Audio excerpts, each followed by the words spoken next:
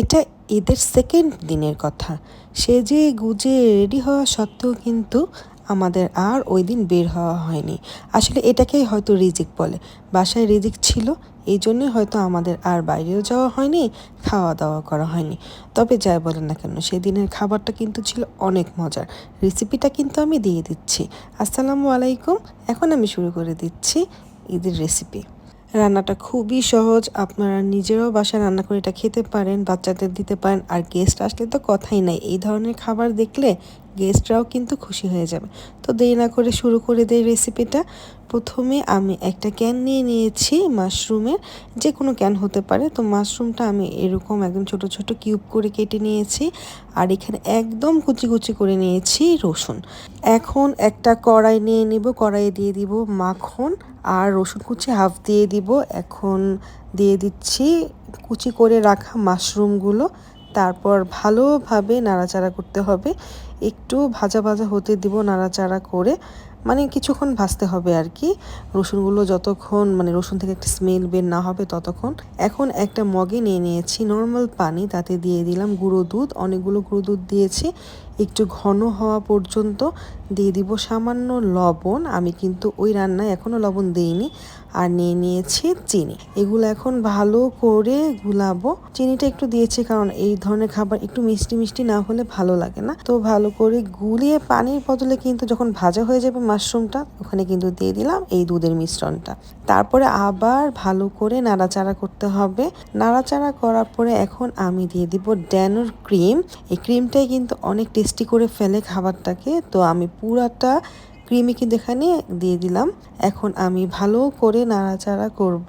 এই খাবারটা আসলে 4 থেকে 5 জন খুব ইজিলি খাওয়া যায় আর খেতেও খুবই মজার হয়। আপনারা কিন্তু বাসায় রান্না করে দেখতে পারেন। একটা অরিগানো দিয়ে দিলাম, মানে অল্প একটু অরিগানো, আর হচ্ছে কাঁচামরিচ।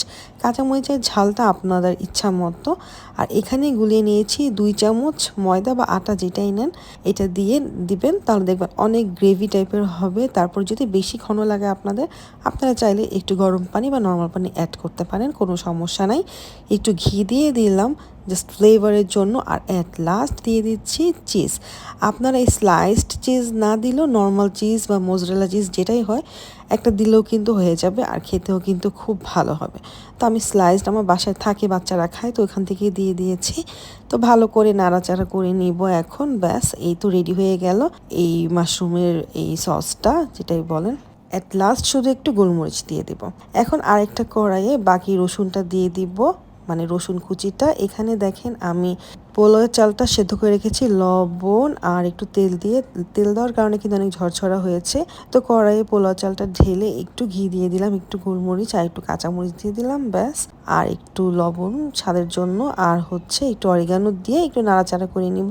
তো নাড়াচাড়া করতে করতে কিন্তু এটা হয়ে যাবে। এটাতে কিন্তু দেওয়ার আর কিছু নেই। চাইলে এটাতে আপনারা কর্ন অ্যাড করতে পারেন বা অন্য কিছু অ্যাড করতে পারেন, চিকেন বা যে কোনো কিছু আপনাদের মন মতো। তো আমি খুব সিম্পল রেখেছি এটা, নাহলে কিন্তু মাশরুমের টেস্ট ওরকম পাওয়া যাবে না। তাই আমি এটা খুব সিম্পল রেখেছি, খুব একটা হাইলাইট করিনি। রাইসটা খুবই একদম সিম্পল রেখেছি আর কি, এটা যতটুকু না হলেই না। তো আরেকটা কড়াইয়ে আমি মানে ফ্রাইং প্যানে আমি দিয়ে দিলাম একটু মাখন। এখানে আমার মাখিয়ে রাখা মানে ম্যারিনেট করে রাখা কিছু বিফ ছিল বাসায়, কারণ আগের দিন আমি করেছিলাম ম্যারিনেটটা। তো ওইটা দিয়ে দিয়েছি, যেহেতু প্রায় একদিনের মতো ম্যারিনেট করে নর্মাল ফ্রিজে ছিল, তো ভালোই সফট হয়েছে। তো এখন আমি এটা দিয়ে ভেজে নিচ্ছি। যেহেতু কোরবানি ঈদ, সবার বাসায় বাসায় কিছু না কিছু মাংস থাকে, এই জন্য এটা করা। এটা ছাড়াও খেতে ভালো লাগবে, আপনারা বিফের জায়গায় চিকেন ইউজ করতে পারেন। আর হ্যাঁ, মাশরুমে যে সসটা বানিয়েছি ওইটার মধ্যে যদি আপনারা একটু পাস্তা দিয়ে দেন বা একটু বিফ বা একটু চিকেন দেন, তাহলে কিন্তু ওইটার টেস্ট আরও বেশি ভালো হবে। আপনারা পাস্তাও চাইলে এটা করে খেতে পারবেন ইজিলি। তো এই তো আমার ভাজা ভাজি শেষ হয়ে গেছে। স্টেক, আসলে স্টেক বলতে কি আমরা একটু বেশি ভেজে ফেলি, না হলে কিন্তু খেতে পারি না, কেমন একটা ঘৃণা লাগে, কেমন একটা লাগে। যাই হোক, এই যে আমি সবসময় একটু সাজিয়ে গুছিয়ে খাবার খেতে বা দিতে ভালোবাসি। তো বাচ্চাদের জন্য আমি এই প্লেটটা আসলে সাজাচ্ছিলাম, তাতে বাচ্চারাও খুশি হয়, ওরা অনেক খুশি হয়ে খায়, খাওয়ানোর ঝামেলাটা কম করে। এই যে মাশরুমটা উপরে দিয়ে দিচ্ছে। এইটার জায়গায় আপনার যদি বিফের জায়গায় চিকেন দেন তাহলেও কিন্তু অনেক টেস্টি হবে, বা চিংড়ি মাছ দেন, যেটাই দেন খুব টেস্টি হবে। অনেক বাচ্চারা মাছ খেতে চায় না, মাছটাকেও কিন্তু হালকা ভেজে এরকম মাশরুমের সসটা দিয়ে দিলে তখনও কিন্তু বাচ্চারা অনেক খেতে পছন্দ করবে।